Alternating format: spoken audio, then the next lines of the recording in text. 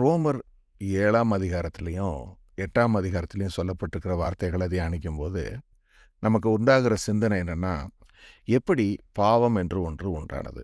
பாவம்னா என்ன? அந்த பாவ சிந்தனைங்கிறது எப்படி உண்டாகுது? முதலாவது. 2வது, இந்த பாவ சிந்தனை எப்படி நம்மளிடத்திலே பெலன் கொள்கிறது?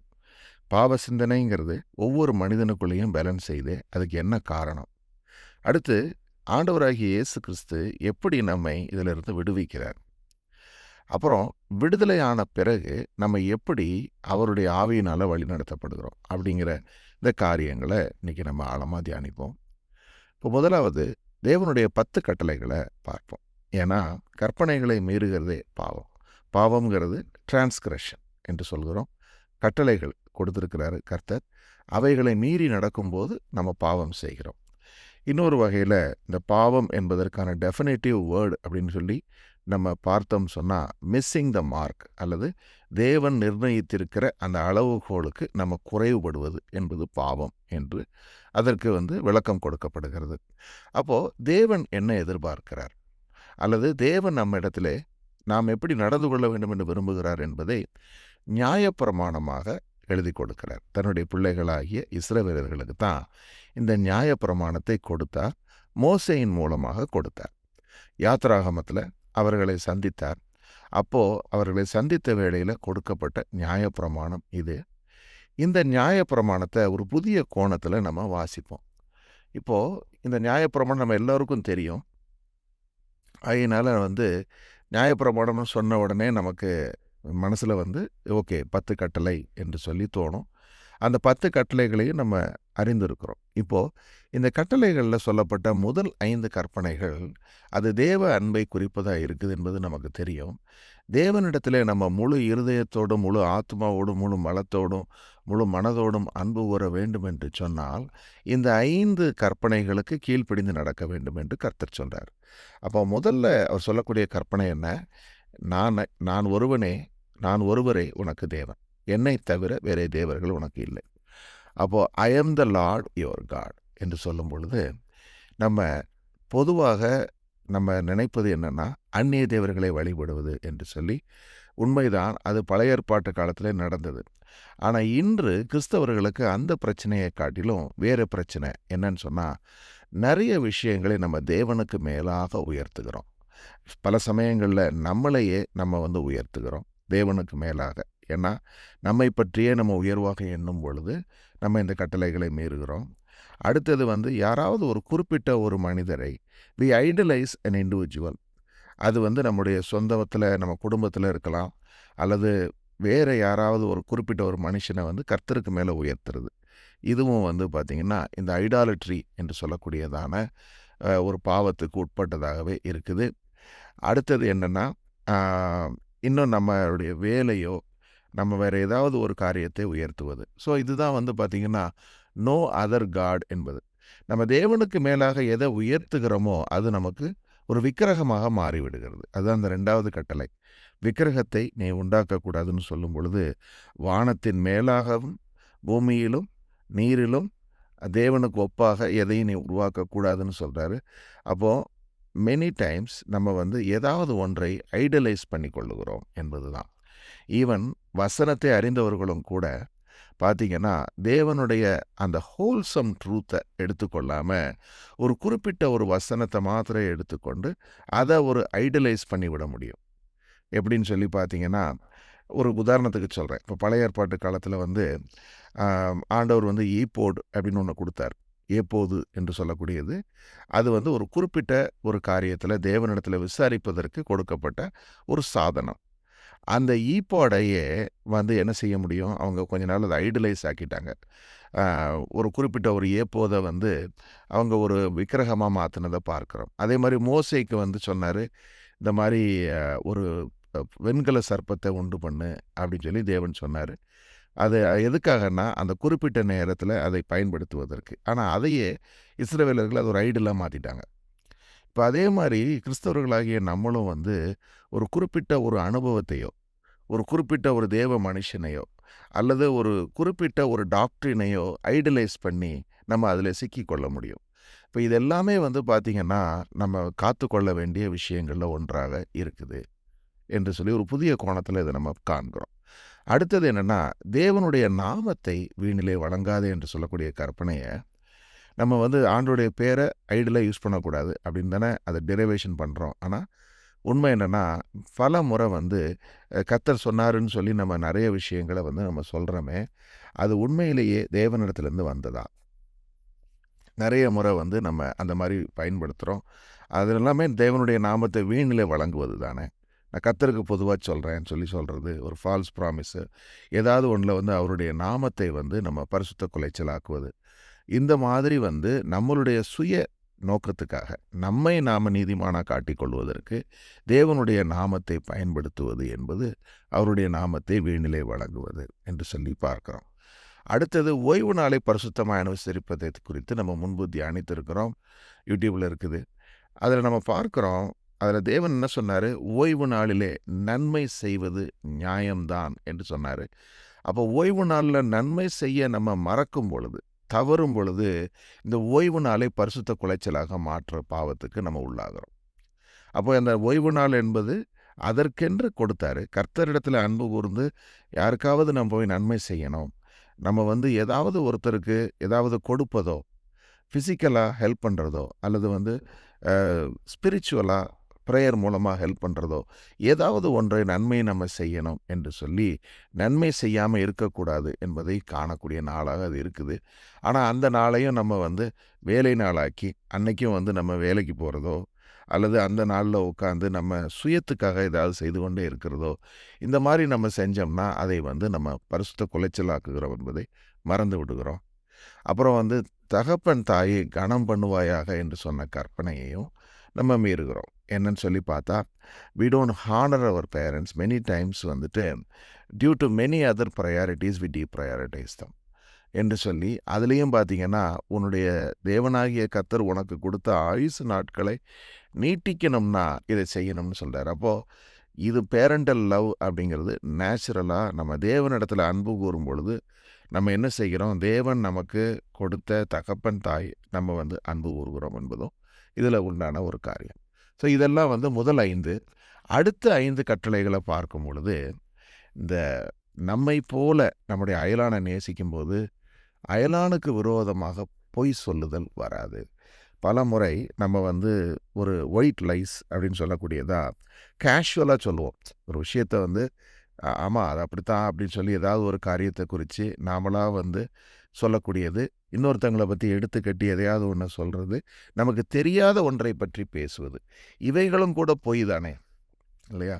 ஆனா நம்ம வந்து பொய் சொல்றதுன்னா வந்து நம்ம டெலிபரேட்டா வந்து போயி ஒரு பொய் சாட்சி சொல்ற அந்த ஒரு காரியத்த தான் நெனைப்போம். ஆனா சர்வசாதாரணமா நம்ம அந்த பொய்ய யூஸ் பண்ணுவோம். அது நமக்கு தெரிவதில்ல. அதே மாதிரி பார்த்தீங்கன்னா, விபச்சார பாவம். விபச்சார பாவம் என்பது ஃபிசிக்கலா விபச்சாரம் பண்ணக்கூடிய பாவம் என்று மட்டும் தான் மனதுக்கு நமக்கு தோணுது. ஆனா பலமுறை நம்ம கண்களினாலே இந்த பாவத்த செய்து கொண்டே இருக்கிறோம். இது வந்து தொடர்ந்து நம்ம சரீரத்தில நடந்து கொண்டிருக்குது. அடுத்தது இச்சிக்கிறது. இந்த இச்சிக்கிற பாவம் என்பது ஏதாவது ஒரு காரியத்தின் மேல உண்டாகக்கூடிய ஒரு ஆர்வம். நம்மை வந்து ரொம்பவும் பற்றிக் கொள்ளக்கூடிய ஒரு ஆர்வம். ஒரு விஷயத்த வந்து பிடித்துக்கொண்டு, அதிலேயே நம்ம வந்து பற்றுதலா போய்விடுவது. அது வந்து அ ஏதாவது ஒரு காரியமா இருக்கலாம். நம்ம மாம்சத்திலிருந்து தோன்றக்கூடிய ஒரு இச்சை. அது மாரி செய்வது. ஸோ இப்படியே இந்த 10 கட்டளைகளும் நம்மளால வந்து தொடர்ந்து மீறப்பட்டு கொண்டே வருகிறது. ஸோ இதுக்கெல்லாம் என்ன காரணம் அப்படிங்கிறத வந்து ரோமர் 7ல அழகா எக்ஸ்பிளைன் பண்றாரு. என்னன்னா, பாவமானது நம்மை வஞ்சிக்கிறது. வஞ்சித்து தான் அதை நம்ம செய்ய வைக்கிறது அப்படின்னு சொல்லிட்டு. அதுக்கு என்ன காரணம் சொல்றாருன்னா, பாவம் நம்முடைய சரீரத்தில ரெசிடென்ட்டா வாழ்ந்துகிட்டு இருக்கு அப்படிங்கிறத ரோமர் 7ல வாசிக்கிறோம். என்ன சொல்லி சொல்றாரு? ரோமர் 7:7 ஆகையால் என்ன சொல்லுவோம்? நியாயப்பிரமாணம் பாவமோ? அல்லவே.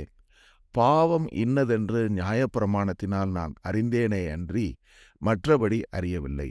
இச்சியாதிருப்பாயாக என்று நியாயப்பிரமாணம் சொல்லாதிருந்தால் இச்சை பாவம் என்று நான் அறியாமல் இருப்பேனே. பாவமானது கற்பனையினாலே சமயம் பெற்று சகலவித இச்சைகளையும் என்னிலே நடப்பித்தது. நியாயப்பிரமாணம் இல்லாவிட்டால் பாவம் செத்ததாயிருக்கும். அப்போ நியாயப்பிரமாணம் கொடுக்கப்பட்டதுன்னு பேசினோம்.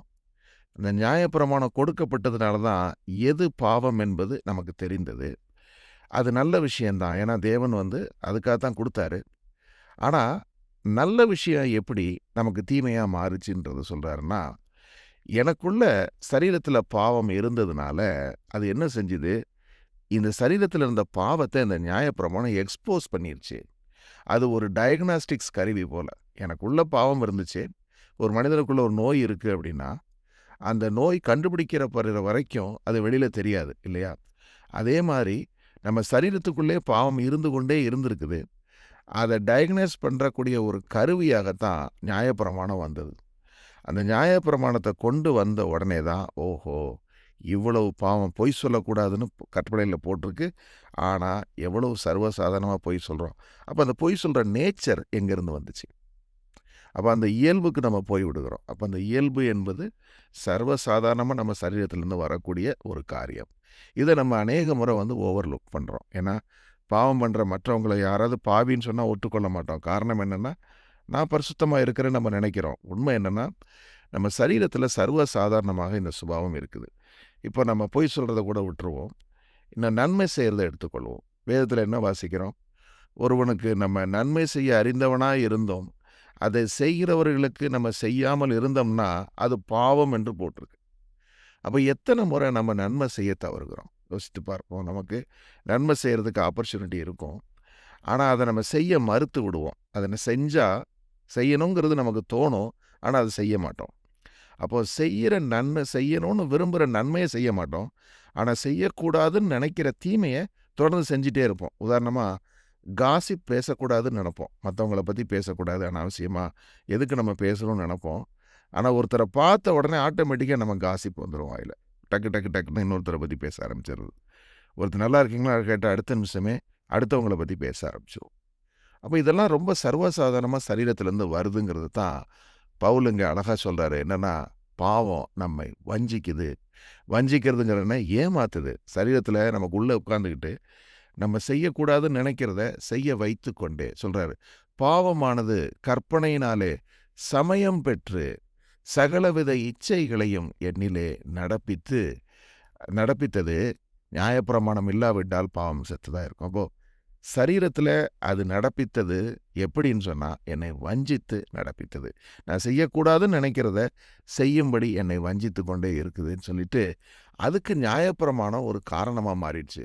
ஏன்னா நியாயப்பிரமாணம் இல்லாதப்போ எனக்கு ஜீவன் உள்ளவனாக இருந்தேன். ஏன்னா பாவம் காணப்படவில்லை. ஆனால் இப்போ நியாயப்பிரமாணம் வந்த உடனே நான் மரித்தவனாக போயிட்டேன் அப்படின்னு சொல்லிட்டு இதை சொல்கிறார். இப்போ அடுத்தல ஒரு கேள்வி முன்னாடி வைக்கிறார். அப்படின்னா வஞ்சிக்கக்கூடிய ஒரு காரியத்தை ஏன் தேவன் கொடுக்கணும்? நியாயப்பிரமாணத்தின்படி நடக்க முடியாதுன்னா அதை ஏன் அவர் அப்படின்னு சொல்லிட்டு இந்த அடுத்த கேள்வியை வைக்கிறார். என்ன சொல்கிறாருன்னா, இப்படி இருக்க நன்மையான ஒன்று தேவனிடத்துலேருந்து வந்தது நன்மையாகத்தானே இருக்க முடியும். ஆனால் அது எப்படி மரணத்தை கொண்டு வந்தது அப்படின்னு சொல்லிட்டு அடுத்த கேள்விக்கு அவரே பதில் சொல்கிறாரு. அப்படி அல்ல, பாவமே எனக்கு மரணமாயிற்று. பாவம் கற்பனையினாலே மிகுந்த பாவமாய் இருக்கும்படிக்கும் அது நன்மையானதை கொண்டு எனக்கு மரணத்தை உண்டாக்கினதுனாலே பாவமாகவே விளங்கும்படிக்கும் அப்படி ஆயிற்று. இந்த வார்த்தை கொஞ்சம் சுற்றி சுற்றி எழுதுன மாதிரி இருக்கும். இதை தெளிவாக புரிந்து கொள்ளணும்னா என்ன, எப்படி சொன்னால், சிம்பிளாக சொல்கிறதுக்கு, தேவன் நன்மையான ஒன்றை கொடுத்தாரு. ஆனால் அந்த நன்மையவே தீமையாக மாற்ற வல்லது பாவம். ஏன்னா கட்டளை பரிசுத்தமானது, அதை கொடுத்த தேவன் பரிசுத்த தேவன். ஆனால் என்னுடைய சரீரம் என்ன செய்து விட்டது? நன்மையானதை தீமையானதாக மாற்றக்கூடிய வல்லமை உள்ளதாக இருந்தது. எதற்காக? அது மிகுந்த பாவம் உள்ளதாக விளங்கினது. என்னென்னா, இப்போது இந்த ஒரு காரியத்தை யோசிப்போம்.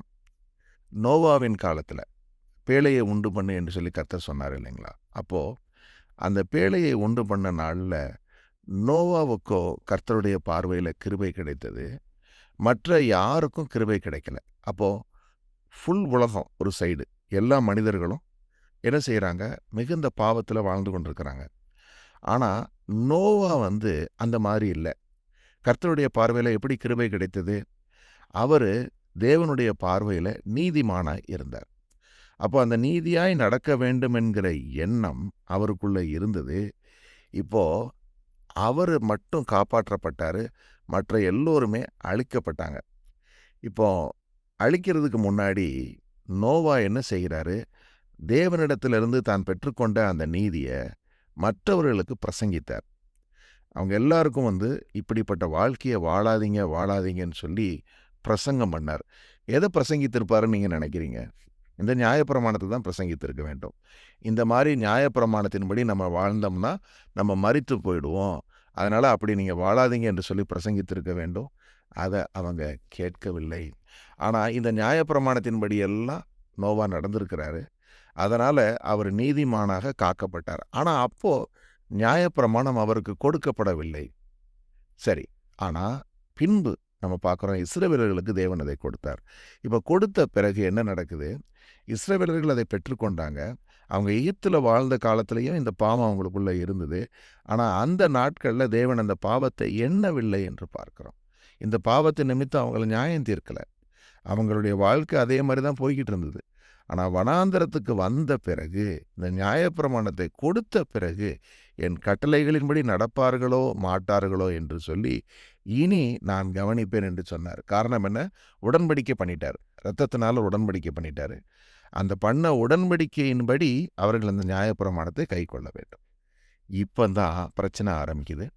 அவங்க என்ன செய்ய ஆரம்பிக்கிறாங்க? கட்டளைகளின்படி நடந்து கொள்ள மாட்டேங்கிறாங்க. அந்த ஓய்வு நாள் கட்டளையை எப்படி கொண்டு வந்தாருன்னா, மன்னாவை நான் 6 நாளளவும் வர்ஷிக்க பண்ணுவேன். 7வது நாள்ல நான் அது இருக்காது. ஆகையினால என்ன செய்யக்கூடாது? அந்த நாள்ல மட்டும் நீங்க அத எடுக்க போகக்கூடாதுன்னாரு. அன்னைக்கும் போய் அத எடுக்கிறதுக்கு போனாங்க. அதே மாதிரி விபச்சார பாவம் பண்ணாங்க. அப்புறம் முறுமுறுத்தாங்க. இப்ப இந்த பாவங்கள் எல்லாமே அவர்களுடைய மாம்சத்தில இருந்து அவர்களுக்கு உண்டானது. அப்போ இருந்த கட்டளைகளை அவர்கள் கைக்கொள்ளவில்லை. காரணம் என்னவென்று சொல்லி பார்க்கிறோம். இந்த முதல் 5 கட்டளைகளுக்கும் பிரதானமான கட்டளை என்ன? தேவனிடத்திலே அன்பு கூறுதல். இப்போ தேவனிடத்துல அன்பு கூறாததுனால இந்த முதல் 5 கட்டளைகளை அவர்கள் மீறினார்கள். இப்போ அதே தான் நம்ம பார்க்கிறோம். இப்போ நோவாவிடத்துல எப்படி அந்த கர்த்தருடைய பார்வையில கிருபை கிடைத்தது, அதே தான் ஆபிரகாமுக்கும் இல்லைங்களா? அதுக்கு என்ன காரணம்? அவர்கள் தேவனிடத்திலே முழு இருதயத்தோடும், முழு ஆன்மாவோடும், முழு பலத்தோடும், முழு மனதோடும் அன்பு கூர்ந்தார்கள். ஆகையினாலே இந்த 5 கட்டளைகள் நிறைவேற்றினார்கள். இந்த முதலாம் கட்டளையை நிறைவேற்றினதினாலே அவர்கள் சகோதர அன்பிலும் அவர்கள் தேறினவர்களாக, சகோதர அன்பை கொண்டவர்களாக இருந்திருக்கிறாங்க. ஆகையினால மீதி அந்த 5 கட்டளைகளை நிறைவேற்றி விட்டாங்க. அப்போ தேவனிடத்துல அன்பு கூறாம இருக்கிறது தான் இன்னைக்கும் நமக்கும் இருக்கக்கூடிய ஒரு பிரச்சனையா இருக்குது. ஏன்னா பாவம்னா என்னன்னு தெரியும், கட்டளைகள் தெரியும். இன்னும் நம்ம கட்டளைகளை மீறி நடக்கிறோம்னு சொன்னா, நம்ம தேவ அன்பிலே குறைவுபடுகிறோம் என்பதை முதலாவது நம்ம கண்டுகொள்ள வேண்டும். சரி. இப்போ அடுத்தது இந்த அவுட்டர் மேன் 2 மனிதர்கள் நமக்குள்ள இருக்கிறோம். ஒண்ணு என்னன்னா, நம்ம புறம்பான மனுஷன் என்று சொல்லக்கூடிய அவுட்டர் மேன். இந்த அவுட்டர் மேனுக்குள்ள தான் அந்த சரீரத்துல பாவம் ரெசிடென்ட்டா இருக்குது.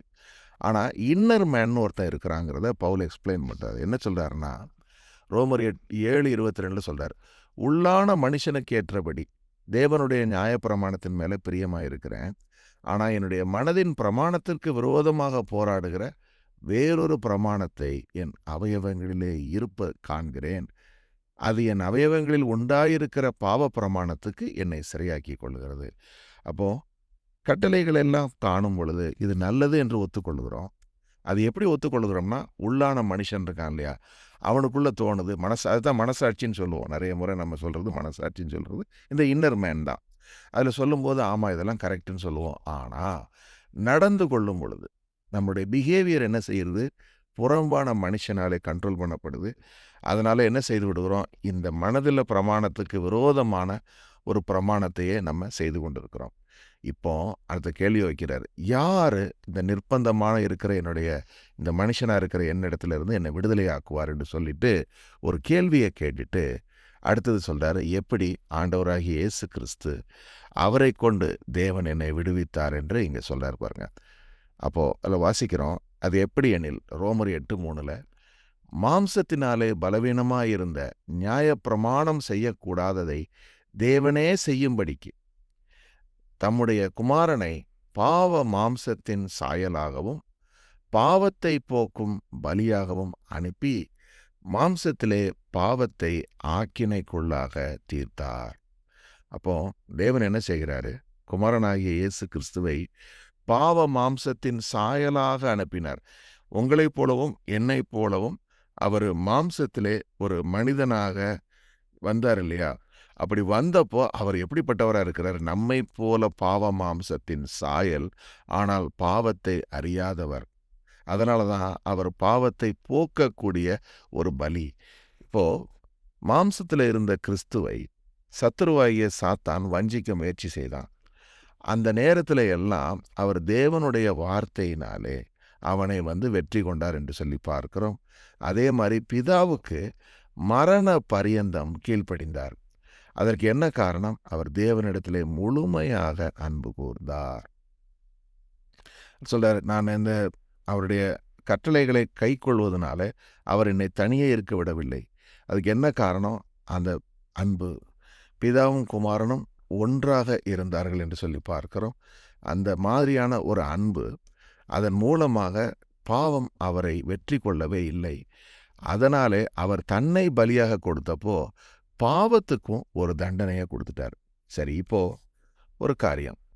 அப்போ சரீரத்தில் இருந்த பாவத்தை தேவன் எப்படி சாகடிக்கிறார் என்று சொல்லி பார்த்தா, இப்போ முதல்ல நம்ம பார்த்தோம், அது வஞ்சித்து கொன்றது என்று சொல்லி.